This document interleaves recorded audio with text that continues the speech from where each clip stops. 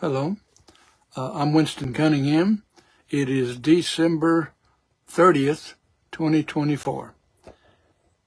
And I want to talk today about fear. Now, I've already got a talk on this We Are Valuable Media page about the fear of death or moving on after death. And also, I've addressed anxiety. But today I want to address fear directly, because I met a fellow yesterday who had lost his wife after 50-something years of marriage, and she had been sick for quite a while. So she required a lot of attention. So he was, it's only been 4 months now, and he was kind of lost, and he was coming to the YMCA looking for something to do, and that's productive.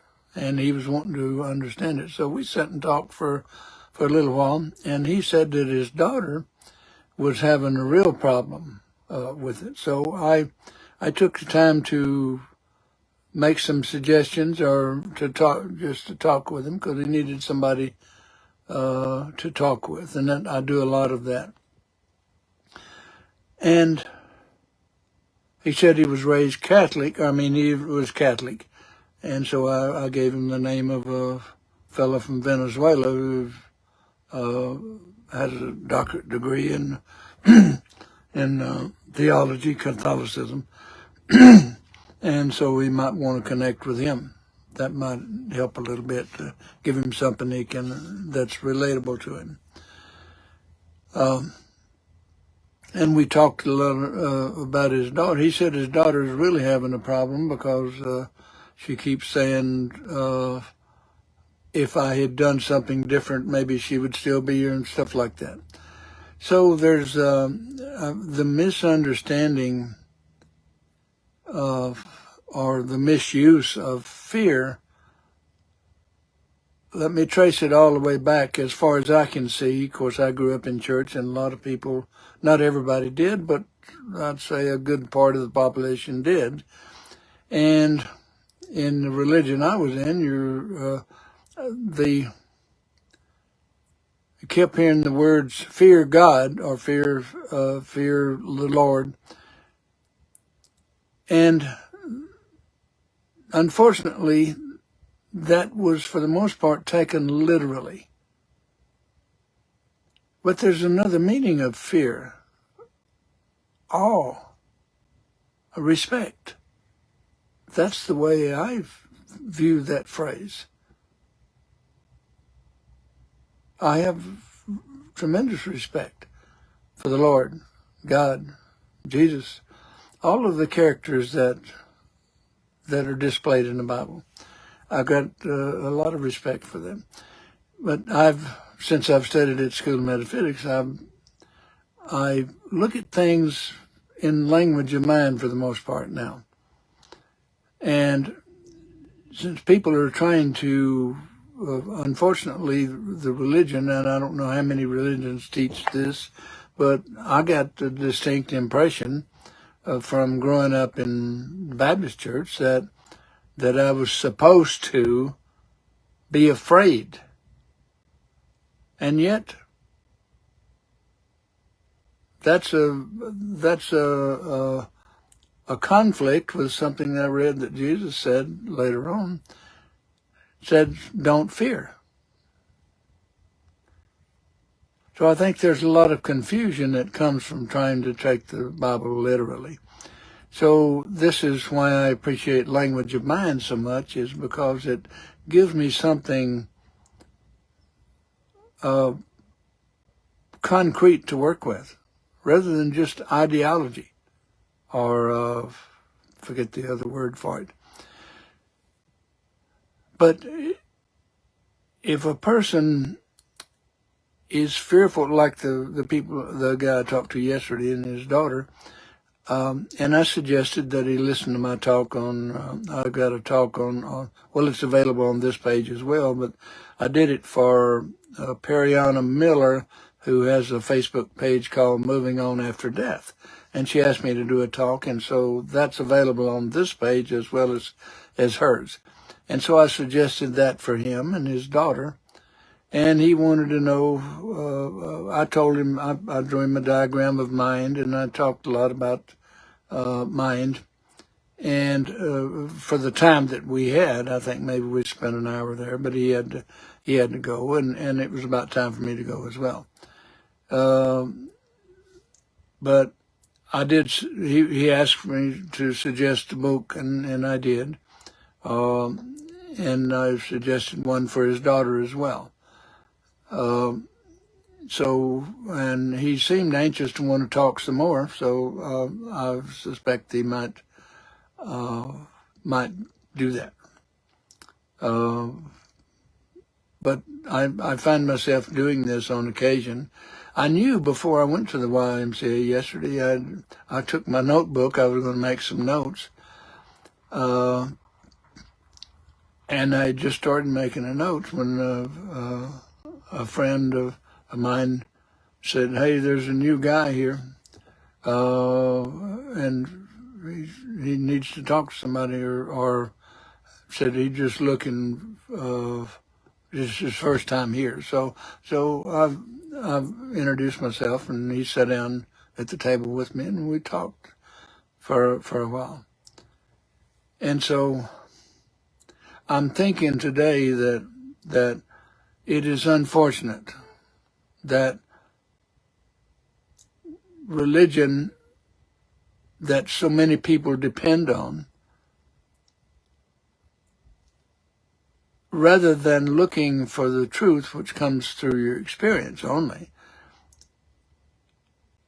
they're just hung up on what you're supposed to do or not supposed to do, and that's as far as they go. They're taking things literally, and that's why they take fear.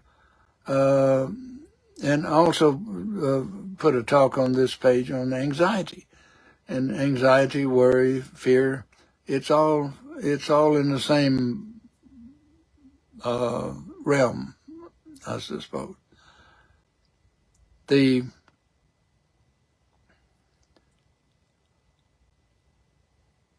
When you fear, you're using your imagination to create what it is that you don't want.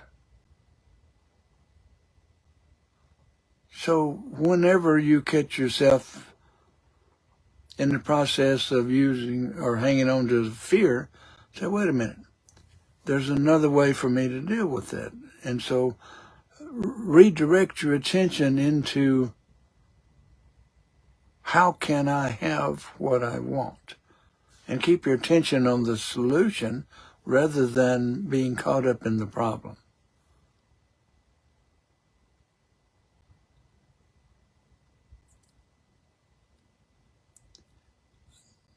We had a president, Franklin Delano Roosevelt. In fact, my middle name came from his middle name, Delano.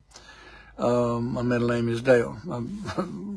When my dad wrote it out, he said it's too long, so he shortened it. But that's where it came from, and he's known for saying that fear, the only thing we have to fear is fear itself. And so I don't remember him elaborating on that, but that kind of sticks. And so it's a fear is a choice. And I like to point out, as I did with this fellow yesterday, and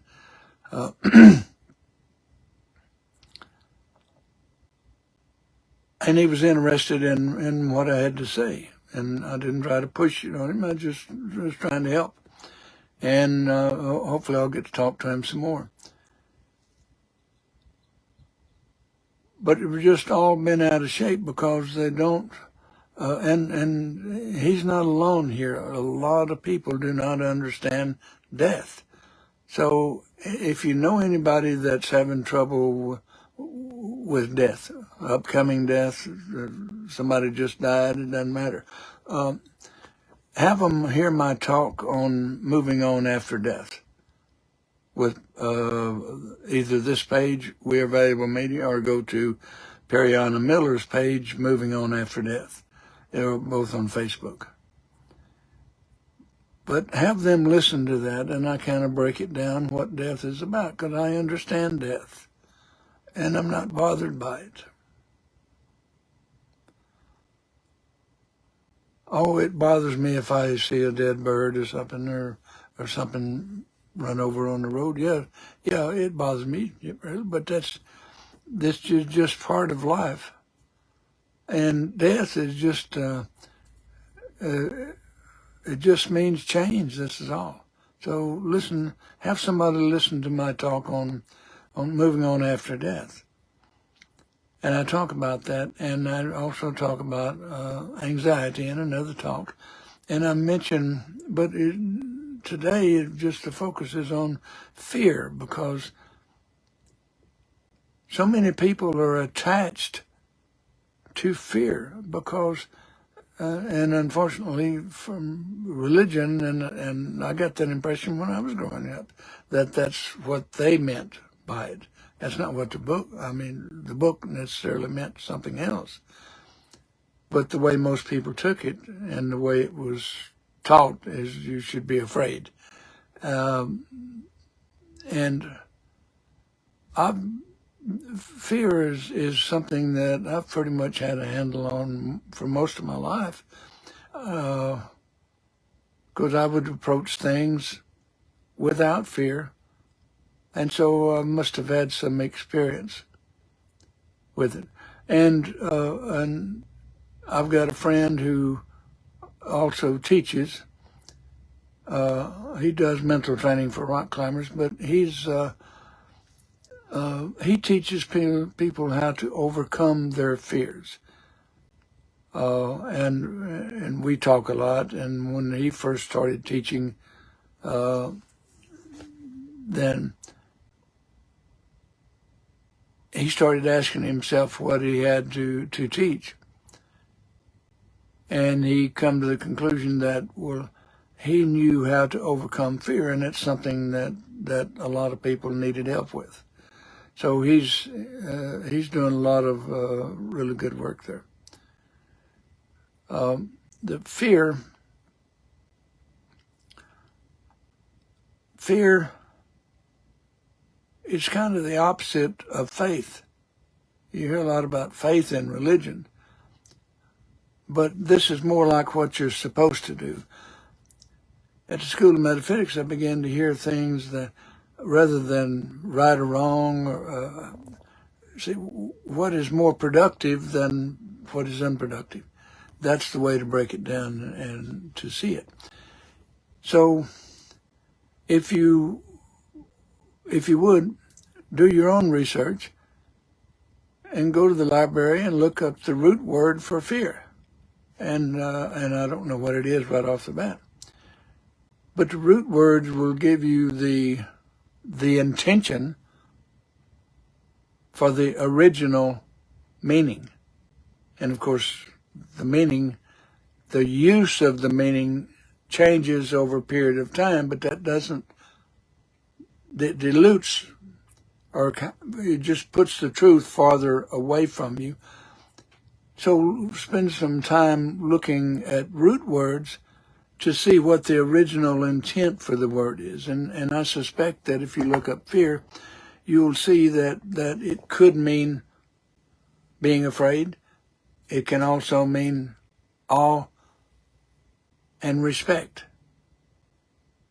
So this comes, and over again, no matter what you're talking about, what you're looking at, what aspect you're looking at within yourself, there's always a choice involved. And it is by your choices that your life is shaped. And yesterday I was talking to a fellow that I mentioned earlier that had spent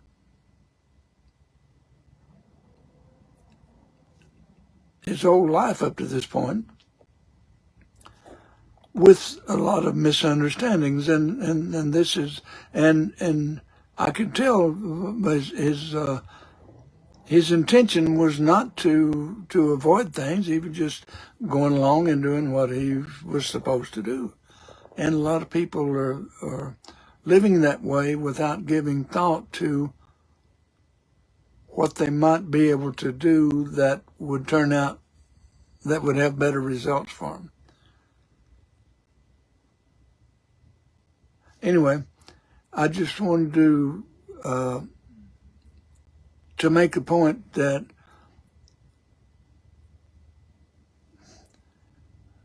there's more than one way to see fear. I like the awe and respect with fear. That is productive. I'm Winston Cunningham. Thank you.